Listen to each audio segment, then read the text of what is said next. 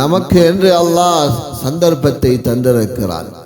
இந்த சந்தர்ப்பம் மிக முக்கியமான ஒரு சந்தர்ப்பமாக இருக்கிறது. உலகத்துடைய வாழ்க்கையிலே அல்லாஹ் உயிரோடு இந்த பூமியிலே வாழ வைத்திருக்கிறான் என்றால் இது அல்லாஹ் நமக்கு தந்த சந்தர்ப்பமாக நாம் ஆக்கிக் கொள்ள வேண்டும்.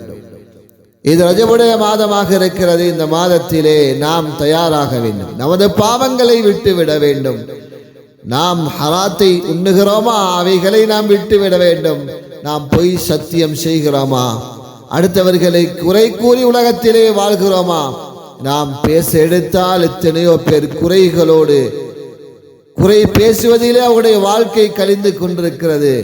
அதே மாதிரி அடுத்தவர்களுடைய சொத்துக்களை அபகரித்து இருக்கிறோமா, இவைகளெல்லாம் நாம் விட்டு அல்லாஹ் எதன்படி உலகத்திலே எங்களை அனுப்பி வைத்திருக்கிறானோ அதே அடிப்படையிலே நாம் வாழ்வதற்கு நாம் கற்றுக்கொள்ள வேண்டும்.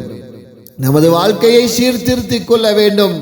முன்னால் ஷாபானுடைய மாதம் இருக்கிறது, அதை போன்று ரமலானுடைய மாதமும் இருக்கிறது.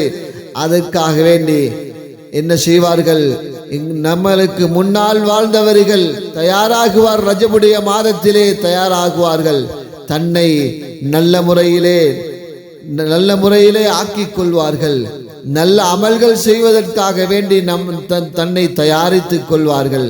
தன்னை தயாரிப்பு செய்யக்கூடிய மாதம்தான் இந்த ரஜபுடைய மாதமாக இருக்கிறது.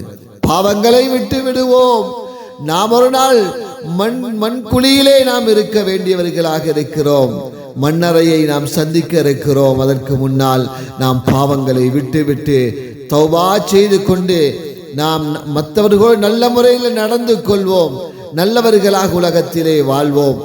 அல்லாஹ் ஜல்ல சுப்ஹானஹு வ தஆலா நல்லவர்களுடைய கூட்டத்திலே நம் அனைவரையும் சேர்த்தருள் புரிவானாக. ஆமீன்.